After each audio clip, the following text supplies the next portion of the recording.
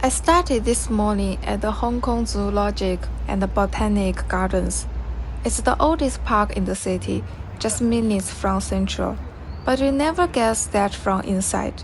There are trees, birdsong, and if we move slowly enough, white squirrels darting between the roots. Before the financial district wakes up, this place feels like something the city forgot to remove. While the streets were still quiet, I took the Peak Tram up for a first look at Hong Kong in the morning.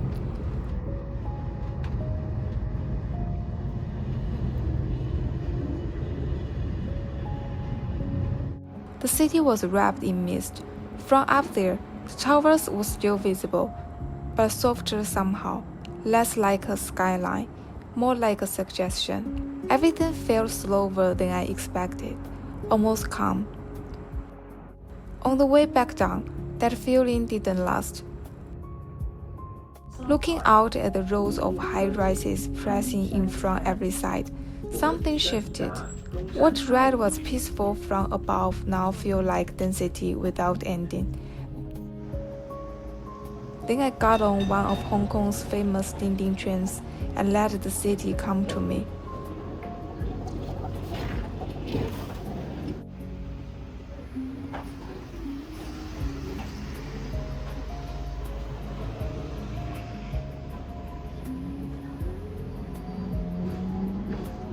At first it felt almost leisurely. The train moves at its open pace, unhurried, a little old-fashioned.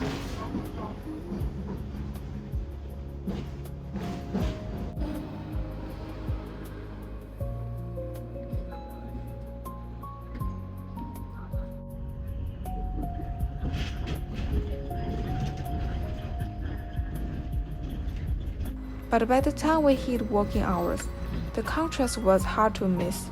The streets were filling up fast. People walk with that specific kind of focus, not rushed exactly, but deliberate.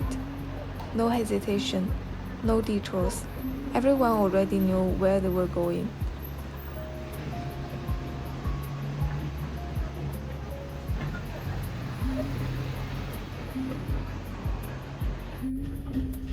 Passing through Central, the buildings shift to glass and steel that catches the light in a cold, sharp way.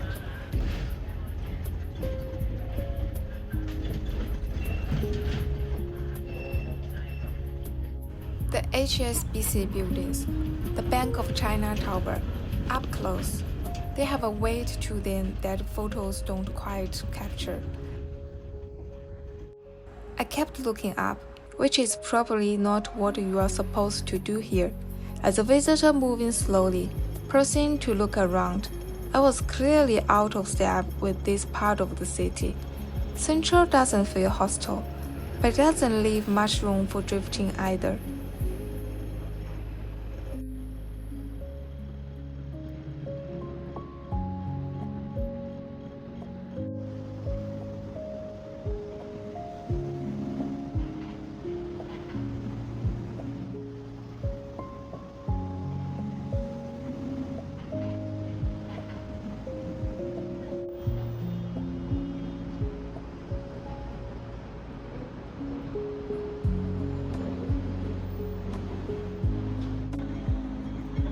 By night, things changed. On the Star Ferry, with the harbor opening up on both sides, I felt the city release some of its grip. The skyline was still there, still light up, but across the water, it looked different, less overwhelming, a little cinematic, in the way Hong Kong sometimes reminds you of old films and older songs. It had been a long day of glass and pace, and that particular pleasure of a city that never seems to slow down. But out on the water, even just for those few minutes, none of that felt urgent anymore. On my second morning in Hong Kong, I woke up early and made my way to Man Mon Temple. It sits along Hollywood Road, built somewhere between 1847 and 1862, one of the oldest temples still standing in the city. It's dedicated to two gods, Man, the god of literature, and Mo, the god of war. An unusual pairing, maybe, but in a city this thriving, it starts to make sense.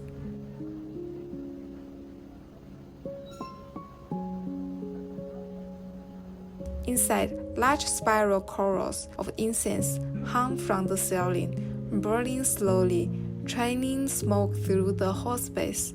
The light softens, the noise from outside disappears.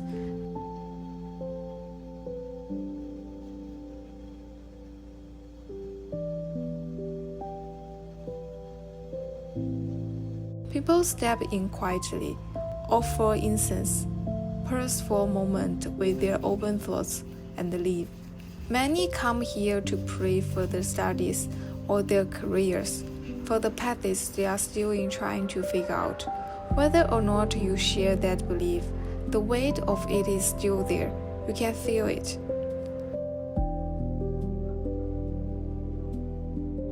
After yesterday's financial district, this feels like a completely different city. From the temple, I continued on foot along Hollywood Road toward the antique market nearby. The shift in mood was immediately slower, older, far less polished. Old furniture stuck at outside doorways, ceramic figures, scrolls behind dusty glass. Nothing here was trying to impress anyone. After Central, that felt like a relief. This part of Hong Kong doesn't show you its best face, it just shows you itself.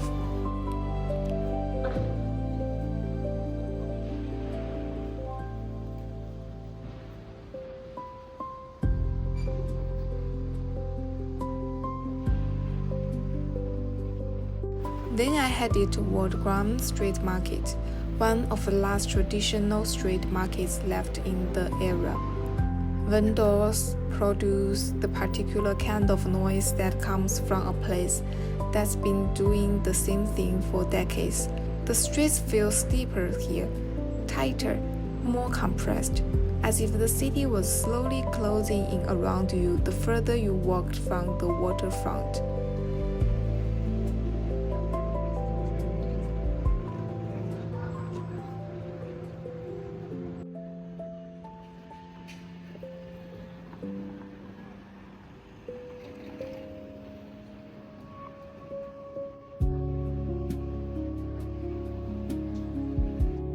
From there, I took the central mid-levels escalator, the longest outdoor covered escalator system in the world. Though that's not really why it's interesting. For the people who commute on it every day, it's just transport. But for someone passing through, it offers a very specific kind of view. As it rises, the city appears in fragments, narrow street crossing underneath, apartment walls at eye level, signs, staircases, balconies. Hong Kong never reveals itself all at once. It comes in layers, and the escalator is one of the better ways to feel that.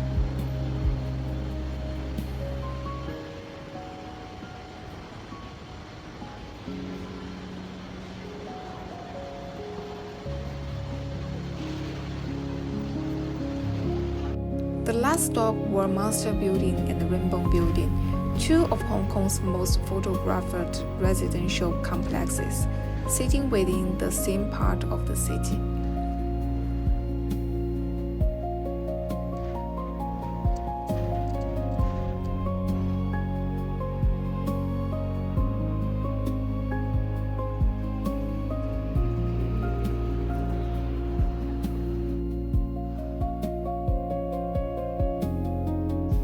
The Monster Building comes first.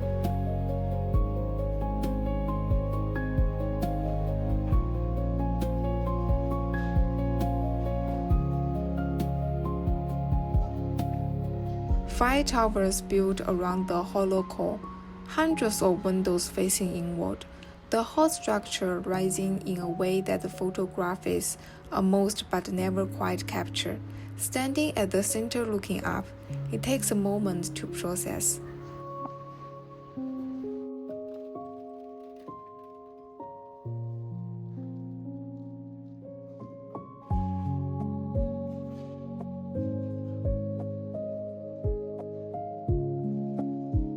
wasn't designed to be a landmark.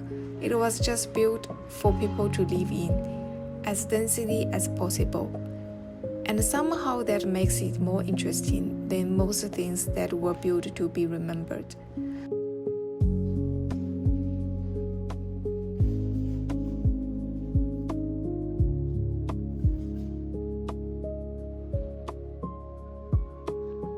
Rainbow building makes the feeling shifts slightly. Where the monster building pulls you inward and upward, rainbow buildings spread across your field of vision in a long horizontal bands of color. Faded pastels that have clearly been there for decades.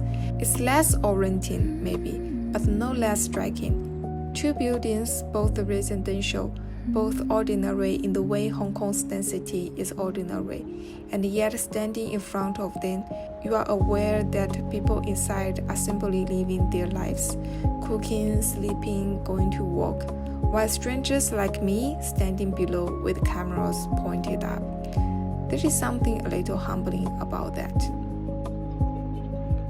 Yesterday, Central made Hong Kong feel powerful. Here it feels personal. We can sense how close life is lived inside these walls, how little space there is, and how people have simply arranged their lives around that fact. In 2 days, this city has already shown me more face than I expected. Faith and incense, old streets and antique shops, escalators cutting through a hillside, and then this, concrete rising on all sides until the sky is just a narrow strip overhead. I'm not sure I understand Hong Kong yet, but I don't think that's the point.